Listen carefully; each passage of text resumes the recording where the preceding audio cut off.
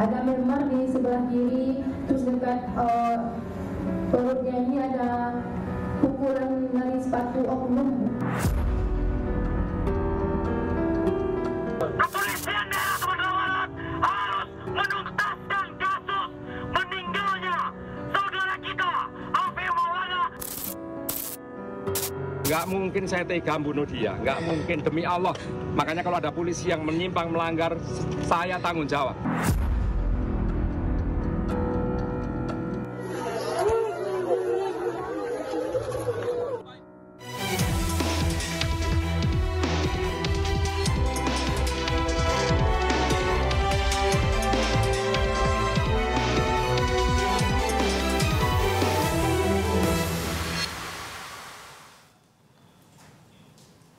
Selamat malam pemirsa, Korps Bayangkara kembali tersandung masalah. Kematian Afif Maulana diduga karena dianiaya aparat dan jasad Afif yang penuh dengan luka dinilai janggal dan keluarga pun meyakini Afif dianiaya.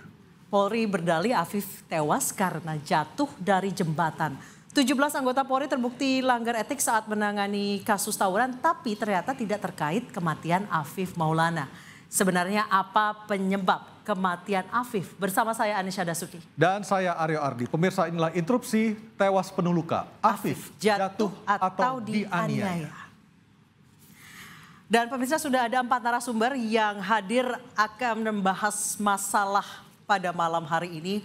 Apakah benar Afif tewas jatuh dari jembatan? Ataukah dianiaya? Atau dianiaya.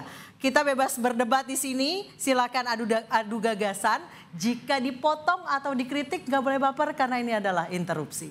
Di sebelah kanan saya ada Irjen Pol Purnawirawan Arianto Sutadi, penasehat ahli Kapolri. Selamat malam. Selamat malam Pak Arianto. Selamat malam. Dan ada Pitra Romadoni, praktisi hukum. Selamat malam. Selamat malam Mbak Aryo, Mbak Dasuki. Dan di sebelah kiri saya juga sudah hadir 2 orang tamu. Di sebelah kiri saya Bang Mas Arief Maulana, Wakil Ketua Bidang Advokasi dari YLBHI. Selamat malam Mas Arief. Malam Mas. Dan Bang Saur Siagian, praktisi hukum. Kita ketemu lagi Bang Saur. Selamat malam Bang Saur. Dan di Padang di Sumatera Barat sudah hadir melalui sambungan Zoom Kabid Humas Polda Sumatera Barat, Kombes Pol Dwi Sulistiawan. Selamat malam Pak Dwi. Selamat malam Pak Dwi. Malam untuk Jenderal Arianto Sutadi, kemudian Bang Pitra, Mas Arief, dan Bang Saur. Selamat malam. Assalamualaikum warahmatullahi wabarakatuh. Waalaikumsalam warahmatullahi wabarakatuh. Ya pemirsa, keluarga Afif Maulana tidak terima anaknya yang baru berusia 13 tahun disebut tewas karena jatuh melompat dari jembatan. Keluarga meyakini Afif tewas karena dianiaya oknum anggota polisi.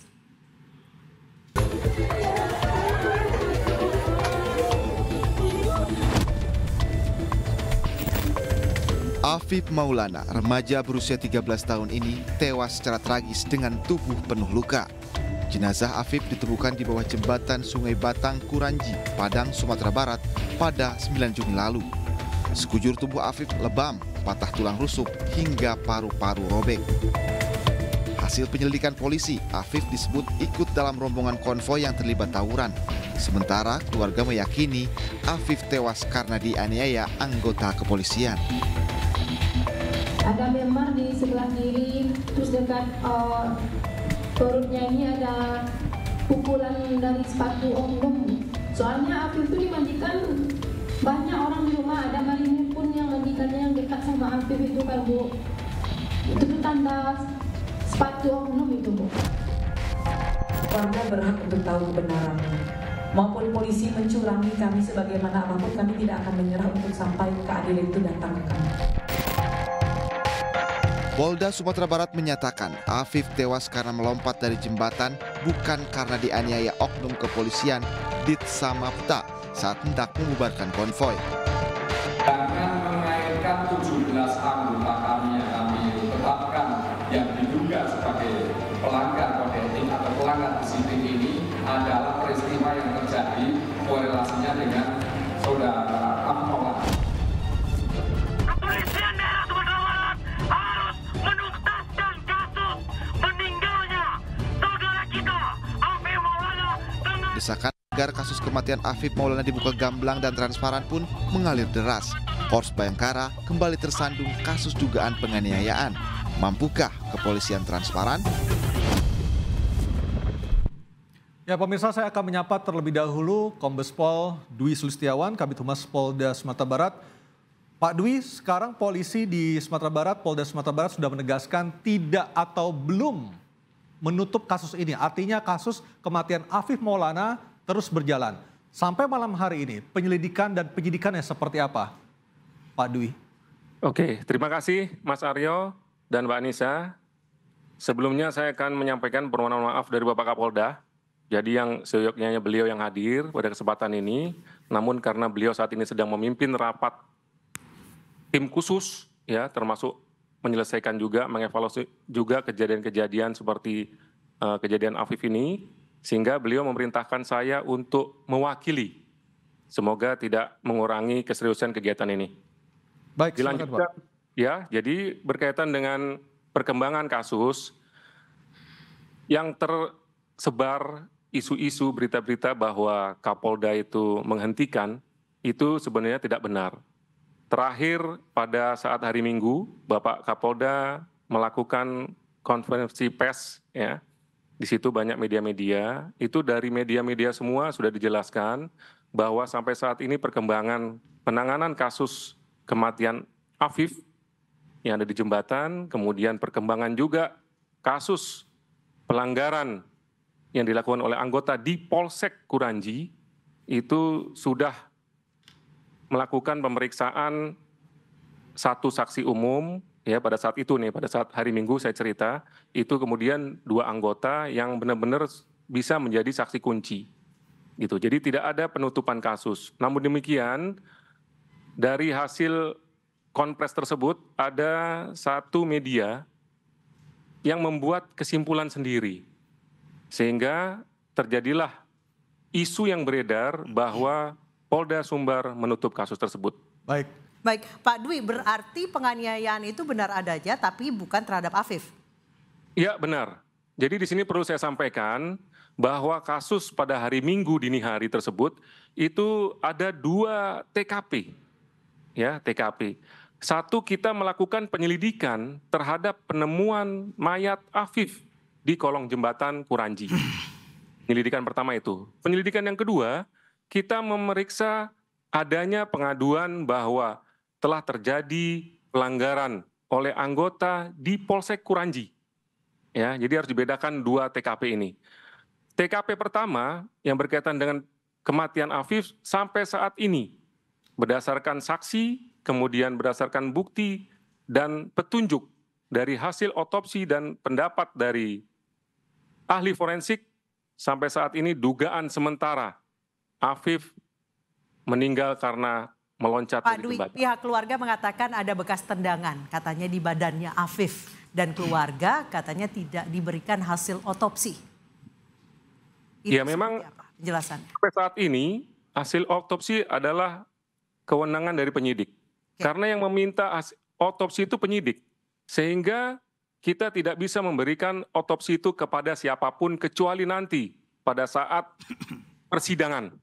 Ya, pada saat persidangan. Namun demikian, dari ahli forensik juga sudah memberikan gambaran sedikit bahwa hasil otopsi itu menyatakan bahwa kematian daripada Afif itu akibat terpleset dari jembatan, sehingga mengakibatkan patah tulang belakang sebelah kiri 1-6, kemudian menembus ke paru-paru sejauh 11 cm, itu yang mengakibatkan Afif meninggal dunia. Mas Arief silakan tanggapi langsung. Iya. Selamat malam Kombes Dwi Sulistiono. Ya, Selamat malam Mas Arief. Mas, saya kira ini yang harus kita pertanyakan sejak awal ya. Kenapa kepolisian berubah-ubah keterangannya? Dari apa ke apa, Mas? Ya. Dari pertama kasus ini terjadi sampai kemudian ada Kompolnas dan juga beberapa lembaga negara yang lain seperti KPAI, kemudian ada Komnas HAM, itu turun kepada... Kompolnas kemarin sudah ke Polda Sumbar ya, Pak Benny Mamoto sudah, ya? Sudah di tanggal 27 Juni.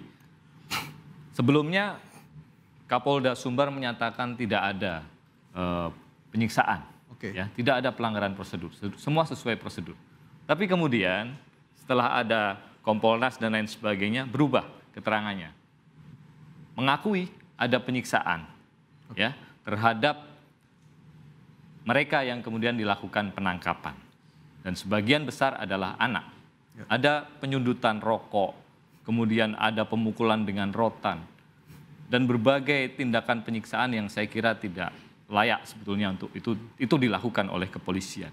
Dan barusan kemudian disampaikan oleh Pak Dwi bahwa ditemukan ada 2 TKP yang berbeda. Ya, satu di jembatan. Gitu ya.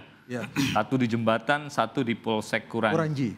Berdasarkan data dan juga kronologi yang kami dapatkan dari saksi-saksi kami, tidak demikian halnya.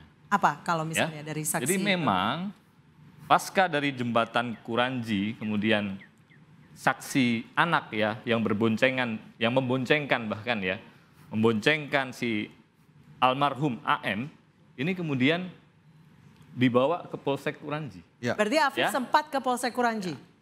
Dan di sana ada keterangan, ya, ada keterangan dari A kepada kami bahwa dia sempat melihat AM itu dikerubuti oleh polisi ketika pasca motornya ditendang. Dikerubuti masih di jembatan Kuranji? Masih di jembatan.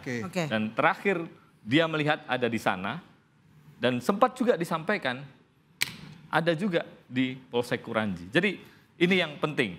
Dan yang kedua yang ingin kemudian saya katakan, sebetulnya kalau CCTV-nya itu dibuka, ya kita akan tahu faktanya seperti apa. Dan dugaan kami, kita bisa menemukan fakta sesungguhnya. Dan ini lebih terang benderang begitu ya. Dan yang menarik tadi yang disampaikan oleh Pak Dwi, kematian Afif Maulana menurut ahli forensik, pertama disampaikan itu meloncat, ya. Tapi yang kedua terpleset. Jadi yang benar yang mana? Dan yang menarik begini, ahli forensik itu perannya apakah dia bisa menemukan fakta bahwa ini anak meloncat, ini anak terpleset. Dia tahu dari mana? Dia tahu dari saksi siapa? Bukankah ahli forensik ini memeriksa luka-luka, ya, memeriksa kondisi fisik korban, ya, dan kemudian dia tahu petunjuk bahwa oh ini luka karena apa saja. Pak Dwi silakan ditanggapi dulu statement dari YLBHI. Ya, terima kasih. Di sini saya menjelaskan berkaitan dengan berubah-berubah, ya. Pada saat dari awal sampai akhir Bapak Kapolda itu menerangkan perkembangan hasil penyelidikan. Ya, biar paham. Yang namanya perkembangan tentu berubah-berubah. Yang tadinya saksi diperiksa 5, sampai sekarang saksi sudah diperiksa 71. Tentu ini ada perkembangan kasus, bukan berubah-berubah. Kan seperti itu. Kemudian kami dari awal Polda Sumbar tuh sudah membuka, ya, membuka kepada seluruh masyarakat, silakan berikan saksi yang nyata, jangan katanya, jangan diduga, ya. Jadi dari awal kita sudah menyampaikan seperti itu, ya. Jadi kemudian bukan kita menyampaikan sesuatunya ini ngarang-ngarang. Kita dari TKP pertama itu sudah jelas kita memiliki saksi kunci, Aditya. Jadi yang disampaikan tadi bahwa keterangan Aditya itu melihat Afif dikerubungin oleh polisi, itu salah. Itu salah. Jadi dari saksi Adit ketika kita periksa lagi, itu menerangkan bahwa sesungguhnya Adit itu menyampaikan bahwa Adit lah yang dikerumunin oleh polisi. Pak Dwi meriksa Adit dengan siapa? Apakah Adit diperiksa beserta orang tuanya dan kuasa hukum? Adit diperiksa beserta pamannya, karena orang tuanya sudah tidak ada, yatim piatu. Ya, jadi itu hasil pemeriksaan dan sudah kita video. Ya, dan ada sudah kuasa kita hukumnya langsung tidak itu? Konfrontir dengan langsung LBH. Dikonfrontir dengan LBH, waktu ada Pak Beni Mamoto dari Kompolnas datang. Udah langsung tanya jawab di situ. Disitulah dijelaskan oleh Aditya bahwa kejadian malam itu Aditya begitu jatuh dari motor seketika diajak oleh Afif untuk meloncat. Kenapa bisa jatuh dari motor, Pak? Faktanya ditendang oleh kepolisian. Dihentikan, ya dengan ditendang. Karena kecepatannya tinggi. Ya, disuruh berhenti nggak bisa. Kita ada videonya, nggak mungkin dengan kecepatan tinggi terus dilus-lus suruh berhenti, nggak mungkin. Kita ada videonya. Kemarin pada saat Bapak Kapolda tampil, ya pada saat di TV One, itu sudah diperlihatkan bagaimana video penangkapan daripada calon-calon tawuran itu. Ya, jadi kita bicara fakta, Mas. Bukan kita nih ngarang-ngarang. Kita sudah meminta kepada LBH, mana saksinya? Jangan kata-kata saja. Katanya ada video, mana videonya? Katanya sudah meriksa saksi ini. Kita periksa ternyata lain keterangannya. Sehingga sampai saat ini tentu saksi yang sudah kita miliki yaitu Aditya, anggota 2 dari kepolisian. Yang pertama yang mengamankan Aditya, disitulah cerita dari Aditya bahwa temannya ngajak loncat. Ya, Afif ngajak loncat, kemudian dihimbau untuk jangan, lebih baik menyerahkan diri. Kemudian begitu di perjalanan ngomong lagi sama polisi yang menangkap Aditya, Pak, teman saya meloncat sampai di polsek. Begitu Aditya melihat tidak ada Afif di polsek, ngomong lagi sama polisi. Berarti Afif tidak pernah ke polsek ya, Pak? Tidak pernah sama sekali sampai saat ini, menurut keterangan tidak pernah sampai ke polsek. Jadi justru polisi juga tidak melihat. Itu mengamankan Aditya, polisi sudah tidak melihat adanya Afif di situ. Begitu, Mbak? Bang Aryo. Kira informasi yang kita peroleh. Saya bertanya dulu, Bung Aryo. Ya. Baik. Abangku Dwi, sehat ya? Siap. Alhamdulillah sehat, Bang. Saya ingin menyampaikan suatu asas di sini, yaitu asas Popule Suprema Lex Exto. Artinya bahwa keselamatan rakyat adalah hukum yang tertinggi, Bang Dwi. Siap. Seharusnya Bapak Kapolri, Bapak Presiden memberikan penghargaan kepada Kapolda dan Dirkrimum Polda Sumatera Barat karena telah mencegah terjadinya aksi bunuh-bunuhan tawuran antara geng tawuran, geng Binturung, geng Gaung Alstar, dan geng Lubuk Binturung. Jadi kita harus apresiasi ini.